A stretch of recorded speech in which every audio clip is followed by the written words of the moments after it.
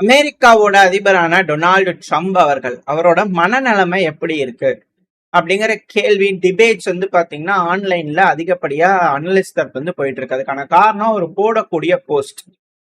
First post பாத்தீங்கன்னா hockey team USA பாத்தீங்கன்னா ஜெயிச்சிருக்கு. அதிபர் கொண்டாடுறது தான். இப்ப என்னன்னா ஏஐ ஜென்ரேட்டட் வீடியோ. ட்ரம்ப் அவர்களே பாத்தீங்கன்னா விளையாடுறாரு, ஹாக்கி விளையாடுறாரு, கோல் போடுற மாதிரி போடுறது வேற. அதுவும் கனடா டீம் பண்ணா சப்பு சப்புன்னு அடிக்கிறது, இது போல விஷயங்கள் அவருக்கு பண்ண மனசுல இருக்கிற ஆசையை வச்சு கிரியேட் பண்ணி போட்டுறாரு அப்படிங்கிறது போல பல விஷயங்கள். இது போல வீடியோ லோட் ஆயிருக்கும், பாத்தீங்கன்னாலே தெரியும். அவரோட போஸ்ட்ல போட்டிருக்கிறாரு. ஒரு மாபெரும் வெற்றியா பாத்தீங்கன்னா கொண்டாடிட்டு இருக்கிறாரு. அது மட்டும் இல்லாம ஒரு கழுகு பாத்தீங்கன்னா அப்படியே பிடிச்சி இன்னொரு கழுகு அமுத்தி வச்சுக்கிற மாதிரிலாம் போட்டு வச்சிருந்தாங்க. கனடாக்கு பண்ண ஜஸ்டின் ட்ரூடோ அவர்கள் கமெண்ட் போட்டதுக்கெல்லாம் நிறைய விஷயங்கள் செய்யறாரு. அது மட்டும் இல்லாம சுப்ரீம் கோர்ட் பாத்தீங்கன்னா டேரிஃப் போடக்கூடாதுன்னு சொன்னதுக்கு அப்புறம் குளோபல் டேரிஃப் அப்படின்னு 10% போட்டிருந்தாரு. உடனே என்னாச்சுன்னு தெரியல, திரும்பியும் ஒரு 5% இன்க்ரீஸ்னு உலகத்துக்கே நான் 15% போடுறேன் அப்படிங்கிறது போல டேரிஃப் போட்டிருந்தாங்க. நம்ம கவர்மெண்ட்லாம் பாத்தீங்கன்னா ட்ரேட் டாக்ஸ் பண்ண ஸ்டாப் பண்ணி வச்சிருந்தாங்க அமெரிக்காவோட. இதுக்கு திரும்பி போஸ்ட் போட்டுக்கிறாரு ட்ரம்ப் அவர்கள். அதாவது இத்தனை நாளா ஏதாவது நாடு இந்த சுப்ரீம் கோர்ட் ஜட்ஜ்மெண்ட்டை வச்சு ஏதாவது பண்ணலாம், தில்லுமுள்ளு வேலை பார்க்கலான்னு பார்த்தீங்களா, அவ்வளவுதான். அதெல்லாம் யாரும் நீ ஸ்டாப் பண்ண முடியாது, யாரும் என்ன பண்ண முடியாது அப்படிங்கிறது போல அவர் தரப்பு போட்டிருக்காங்க. எல்லாம் டாக்ஸ் கட்டி தான் ஆகணும், தப்பிக்கலாம் முடியாது அப்படிங்கிறது போல. திருப்பி அடுத்து இன்னொரு போஸ்ட். அந்த போஸ்ட் பாத்தீங்கன்னா, நான் அதிபர் ஒரு டைம் போய் நான் காங்கிரஸ்ல உட்காந்து என்ன பர்மிஷன் கேட்டு வரணுமா, அதெல்லாம் எல்லாம் அப்போவோ வாங்கியாச்சு. அதெல்லாம் இந்த சுப்ரீம் கோர்ட் கொடுத்ததெல்லாம் பெருசாலாம் இது பண்ண முடியாது, நான் எடுக்கிறதான் டிசிஷன் அப்படிங்கிறதோட பாத்தீங்கன்னா அவர் தரப்புல போஸ்டா போட்டு தள்ளிட்டு இருக்கிறதுனால கிரேசி பிரசிடென்ட் அப்படிங்கிறது போல அவர் தரப்பு முன்னிலைப்படுத்திக்கிறாரு. பட் இருந்தாலும் குழந்தை பிரசிடென்டோ அப்படிங்கிறது போல சில அனலிஸ்டோட கத்துக்கள். அவரோட மனநிலைமை பாத்தீங்கன்னா அந்த அளவுக்கு தான் இருக்கும் அப்படிங்கிறது போல விஷயங்கள். பட் எது எப்படியோ இது போல விஷயங்கள்லாம் பாத்தீங்கன்னா உலகத்துல நடந்துகிட்டு இருக்கு. At same time Russia Ukraine இந்த பிரச்சனைக்கு போறோம் அப்படின்னா 4 வருஷம் முடிஞ்சு 5வது வருஷம் ஆனிவர்சரி செலிப்ரேட் பண்ணியிருக்கிறாங்க. 24 பிப்ரவரி 2022 உள்ள போனாங்க. இப்ப 2026, 5வது வருஷத்துல கால் எடுத்து வைக்கிறாங்க. இந்த டைம்லயும் ஜாப்ரோஷியால ஹெவியான அட்டாக் ரஷ்ய தரப்பு பண்ணிக்கிறாங்க. வெள்ளை கலர்ல பிளாஷ் எல்லாம் வந்திருக்கு. ஸோ இதனால சப்ஸ்டேஷன் எல்லாம் அட்டாக் ஆகியிருக்குமா அப்படிங்கிற கேள்விகள். ஹெவியான அட்டாக்ஸ் இரு தரப்புலயே இருந்திருக்கு. இதுல என்னன்னா தீவிரவாத தாக்குதல்கள் அதிகரிச்சிருக்கு. ஸோ நம்ம பார்த்தோம் போன பதிவுக்கு முந்தின பதிவுல பார்த்திருப்போம், உக்ரைனுக்குள்ள ஒரு தீவிரவாத தாக்குதல் போலீஸ்க்கு எகெயின்ஸ்ட் அப்படிங்கிறது போல. சேம் அப்படியே போல பண்ண ஈயடிச்சாங்காப்பி மாதிரி பண்ண மாஸ்கோல ஒரு தீவிரவாத தாக்குதல். டிராபிக் போலீஸ் பாத்தீங்கன்னா நின்றுட்டு இருக்கும்போது திடீர்னு டிராபிக்ல பாத்தீங்கன்னா வெடிச்சிருந்திருக்கு. கார் குண்டு பண்ண வெடிச்சிருக்கு. 2 நபர்கள் இறந்திருக்காங்க சம்பவ இடத்துலயே அப்படிங்கிறது போல செய்திகள். சில நபர்கள் காயமடைஞ்சிருக்காங்க அப்படிங்கிறது போல. ரயில்வே ஸ்டேஷன் பக்கத்துல பாத்தீங்கன்னா மாஸ்கோட வடகிழக்கு பகுதியில் இருக்கக்கூடிய ரயில்வே ஸ்டேஷன் பக்கத்துல இது போல ஒரு அசம்பாவிதம் நடந்திருக்கு.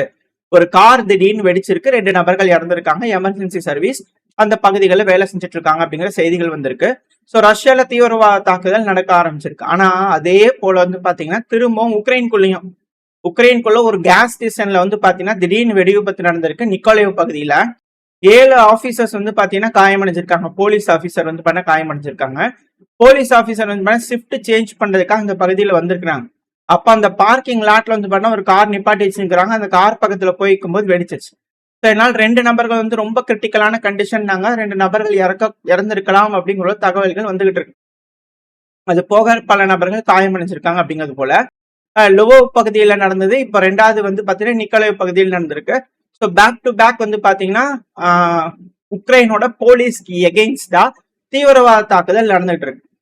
புதுசா ஏதோ ஒரு லிபரேஷன் குரூப் உக்ரைனுக்குள்ள ஃபார்ம் ஆயிருக்குமா, நாட்டை ஜெலன்ஸ்கி அவர்களோட கட்டுப்பாட்டுக்குள்ள இருந்து விடுதலை வாங்கிறதுக்காக ஏதோ ஒரு லிபரேஷன் குரூப் உருவாயிருக்குமா அப்படின்ற சந்தேகங்கள் இருக்கு. இந்த சேம் டைம் இதே போல ஒரு பில்டிங்ல போலீஸ்காரங்க இருக்கும்போது வெடிச்சிருக்கு அப்படிங்கிற தகவல் வருது உக்ரைன்ல. இன்னும் டீட்டெயில்டு வரல, வந்துச்சுன்னா அடுத்த பேர்ல பார்க்க ஆரம்பிக்கலாம்.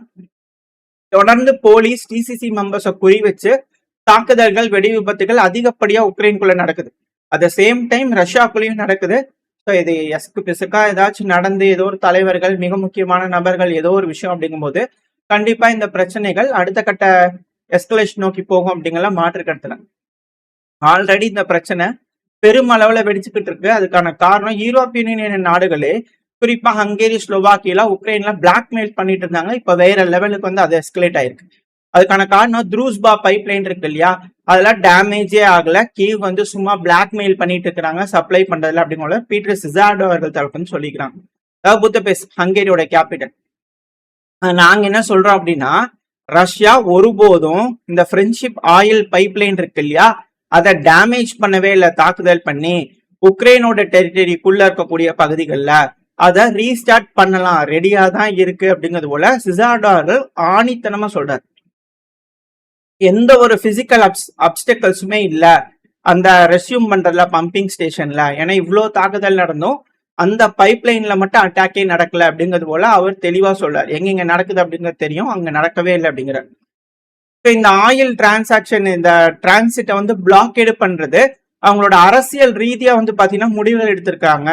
எங்களுக்கு அழுத்தங்கள் கொடுக்கறதுக்கு உக்ரைன் வந்து பாத்தீங்கன்னா அத அவங்க எங்களுக்கு அழுத்தங்கள் கொடுக்கணும், ஈயோட மெம்பர்ஷிப்புக்கும் லோனுக்கு அழுத்தங்கள் கொடுக்கணுன்றதுக்காக அவங்க இது போல பிளாக்மெயில் பண்றதுக்காக வச்சிருக்காங்க.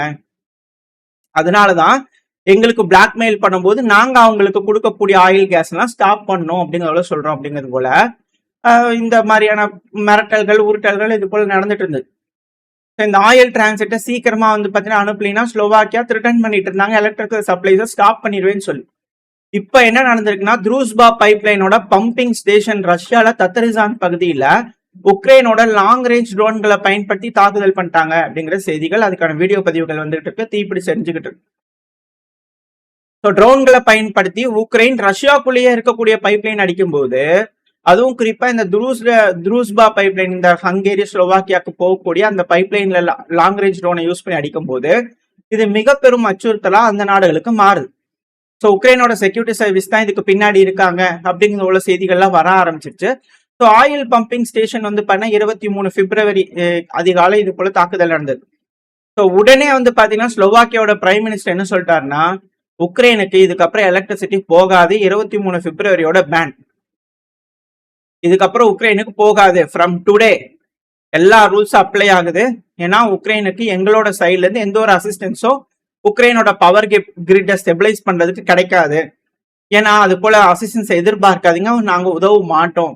ஏன்னா உக்ரைனோட சைடு எங்களுக்கு நீங்க அச்சுறுத்தலையும் பாதுகாப்பின்மையும் ஏற்படுத்திட்டு இருக்கிறீங்க, எங்களை நீங்க ஹார்ம் பண்றீங்க. எங்களோட இன்ட்ரெஸ்ட் வந்து பாத்தீங்கன்னா ரா மெட்டீரியல் சப்ளைய, எங்களோட இன்ட்ரெஸ்டுக்கு எதிராக நீங்க இருக்கிறதுனால ஸ்லோவாக்கியா அரசாங்கமான நாங்க ஸ்டாப் பண்ணலான்னு கன்சிடர் பண்றோம்.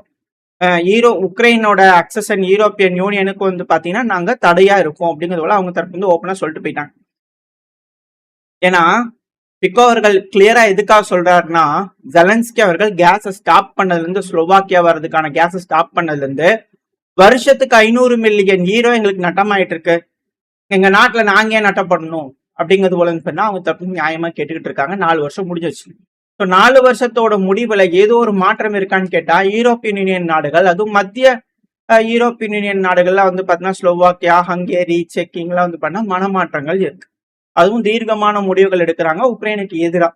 ஸோ உக்ரைன் இதுக்கப்புறம் எப்படி இதை சமாளிக்க போறாங்க, என்ன மாதிரி பதில் சொல்ல போறாங்க, எலக்ட்ரிசிட்டி ஃபுல்லா கட் ஆகுதுன்னா எப்படி வரக்கூடிய நாட்கள்ல அவங்க ஓவர் கம் பண்ண போறாங்க, என்ன மாதிரியான ஆல்ட்ரேஷன், இதுக்கு வேற ஏதாவது மாற்று வழி ஏதாவது செய்ய போறாங்களா, என்ன நடக்க போகுது, போலாந்து எந்த அளவுக்கு உதவி செய்ய போறாங்க அப்படிங்கிறதெல்லாம் வெயிட் பண்ணி பார்க்கலாம். ஓரளவுக்கான தகவல்கள் இந்த பையில பார்த்துருப்போம். உக்ரைன் மோசமான நிலைமையில இருக்காங்க, 4 வருஷத்துல இருக்கலையே மோசமான நிலைமையில இப்ப இருக்காங்க. நெகோசியேஷன் அப்படிங்கிற டேபிள்ல அந்த சைட்ல சேரே இல்லை உக்ரைனுக்கு அப்படிங்கறத இதுல இருக்கக்கூடிய விஷயம். ஏன்னா உதவக்கூடிய நாடுகள் யாருமே இல்லை.